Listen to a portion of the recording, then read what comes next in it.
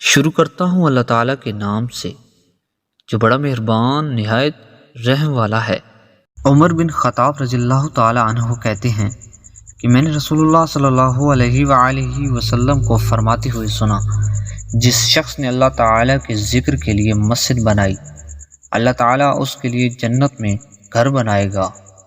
عثمان بن عفان رضی اللہ تعالیٰ عنہ کہتے ہیں کہ میں نے رسول اللہ صلی اللہ علیہ وآلہ وسلم کو فرماتے ہوئے سنا، جس شخص نے اللہ تعالیٰ کی خوشنودی اور رضا جوئی کے لیے مسجد بنوائی، اللہ تعالیٰ اس کے لیے جنت میں ویسا ہی گھر بنائے گا۔ تشریح: اس کا مطلب یہ ہے کہ جیسے مسجد کو دنیا کے گھروں پر فضیلت ہوتی ہے، ویسے ہی اس گھر کو جنت کے دوسرے گھروں پر فضیلت ہوگی۔ مقصد یہ نہیں ہے کہ مسجد کے برابر ہی جنت میں گھر بنے۔